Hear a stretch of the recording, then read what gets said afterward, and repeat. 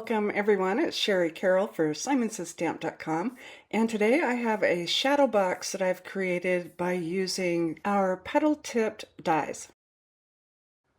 I'm starting off with a vignette box, and I'll be using some white gesso, and I'll be covering all of the inside and sides of this. You can use whatever type of vignette box you want. This one just happens to be from my stash. Once my box was painted, I have the petal tip die and piece of pattern paper that will fit the entire piece, and I'm centering the die onto the paper. Now that I have my pattern paper die cut, I am also going to use the die onto a piece of heavy cardstock. This is 120 pound, and I will cut the die into this piece of paper as well. Next, I'm using some collage medium, and I'll cover the entire white piece.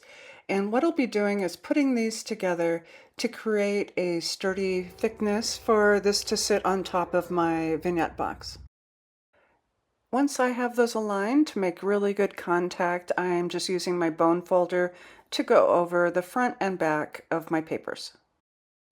Next, I'll put the vignette box face down onto the white side of the cardstock, and I'm using a pencil to draw around. And then I'll use my scissors to cut around the pencil line. You could also use a trimmer to get some nice sharp edges too. And the next thing you might want to do is to put your paper on top of your vignette box to make sure that you have a really good fit. These petal-tipped label dies come in a variety of sizes, and I'm using the second one from the largest size. And for the inside and for my butterfly, which is the Exquisite butterfly from Simon Says Stamp, I'll be cutting these from some paper from my stash. I've used a little bit of tape to hold my paper in place since I've aligned that to the inside of my vignette box. And now I will be using some collage medium, and I will glue this down in place. Next, I want to darken the areas around the frame cutout of the front piece, and I'm just using some frayed burlap with a mini blending tool with the foam dome. And I'll add some ink around the outside edges. While I have my ink out, I'll also add some of the frayed burlap to the center of the butterfly wings. I'll be doing some stamping, and I'm using the big Botanicals, and I'm using that gorgeous tulip. And I'll be doing some two-tone stamping, and I'll be using honey and artichoke ink from Simon Says Stamp.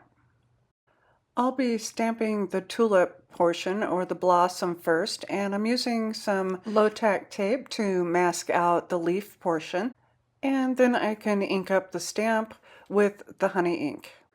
And then remove the tape before stamping. And now I can close the door and press down my stamp onto my paper. With my blossom stamped, now I am masking that portion off, and I can ink up the stem with the artichoke ink. And since I have room on this paper, I'm going to add my So Kind message, and this is from the With Thanks stamp set. And I'll also be using the dragonfly that's from the Big Blossom set. For these, I'll be using the Simon Says Stamp Woodsy and Cozy inks. This is the Positively Saturated ink. And I'll do my So Kind first with the Woodsy ink, and the dragonfly with the Cozy ink. And once I have those both inked up, I can shut the door and press them onto the paper. I've used the coordinating dies for my tulip, my So Kind, and my dragonfly, and I've placed them inside my vignette box, and I've also put some foam tape on the back of these pieces. Next, I just need to remove some of the adhesive backing from the back of my tulip first and set that down, and then remove the rest of the adhesive backing and press this down in place. Next, for the So Kind, I've also removed that backing, and now I'm just going to set it right on top of that tulip. And finally, I'll place my dragonfly coming up from the bottom. So the next thing I want to do is to add some Simon Says Stamp Craft Tacky Glue all around the edges of my now chipboard type shadow box frame. and I want to make sure that I get a really nice line of glue. I can set it on top of my vignette box and make sure that I have it well aligned to dry. Once my glue has dried, I'm going to cover the front with some collage medium. I'll be doing some crackle paste next, and it needs something to stick to, and collage medium is perfect for that. Next, I'm using the crackle paste, and this is from Tim Holtz. It's also the opaque, and I'm using a palette knife, and I'm just getting different little areas of it. I don't want to cover the entire piece, and this will give me a really nice shabby chic look. While my crackle paste is drying, I'm going to assemble my butterfly. I've cut the body portion from Simon Says Stamp Dark Chocolate cardstock, and it is a really fine detailed butterfly body. And then for the outer portions of the butterfly, I have cut those pieces with white. I want to keep the outside of my shadow box in kind of neutral tones and let the color pop from inside. And to attach the butterfly, I'm just adding a little bit of glue to the center, and I'll affix this onto the top of my vignette box. And next, for the bottom portion of my box, I'm using the Simon Says Stamp Dancing Florals die. I've cut the viney part in Desert Storm, and the second part of this die has all those little flowers and leaves. And for these, I used our new Ice Vellum, and this is really a beautiful shine and shimmer, and also white cardstock. I've already done some assembly, and I've cut the vine in half and positioned it onto my box so that it would peek up in front of that shadow portion. And to glue these down, I'm going to use some Simon Says Stamp Craft Tacky Glue, and I'll just add some dots and make sure I get some good connection points on the vine. And now I can reposition this back onto my project and make sure that I have some really good connection points, and then I can press all those areas down. For the second half, I'll do the same. I'll get some glue onto the back, and then I can flip it over and add it to the right side of the box. For the top of my box, I'm using the Simon Says Stamp Monograms, and I'm using the letter C for Carol. And I have cut the petal tip dies in two different sizes, one from my foreground paper and one out of that shimmer vellum. And I've also die cut the C after I stamped it with that cozy ink. I've also added some foam tape to the back, and from there I can just place it right onto my project. As one of my finishing touches, I'm adding some white ribbon, and this is the May Arts white crinkle ribbon.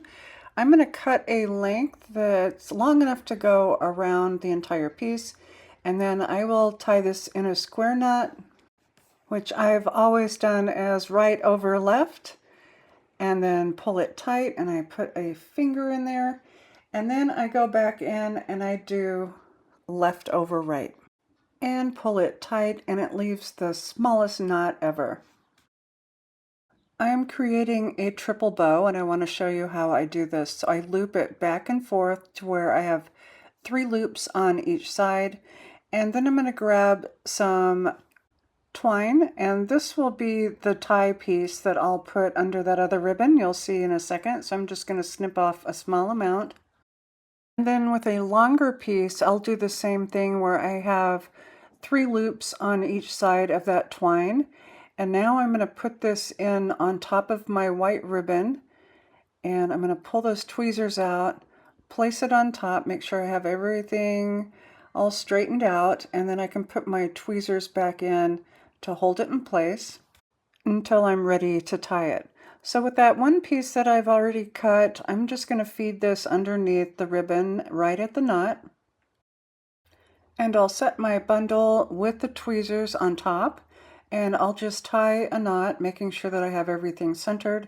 I'll pull that tight and secure that in a knot. Once I have that secure, I can remove the tweezers, and now I can fluff the bow up until it looks the way I want it to look. And my final finishing touch is to use the Tim Holtz Christmas droplets, and I'm using the smallest pearl in white, and I'm just going to glue these down to some of the areas of the centers of the flowers using the Simon Says Stamp Craft Tacky Glue and also our Place and Score tool. This is really perfect for picking up those pieces and moving them around into those little flowers. And here's a close-up look of how my project turned out. I've never tried creating a shadow box from a vignette box, and I think this turned out really well. I love all the little details and that the color is so vibrant on the inside, and yet the outside has that really neutral look, so those colors can pop. I do have a list of all the supplies I've used for this project and a link to our blog post down below in the description box. And as always, thanks so much for watching. Hi there, I'm Heidi, Simon's mama and founder at simonsaysstamp.com. Thank you so much for watching our video. If you like what you just saw, be sure to press the thumbs up and subscribe to see more great content.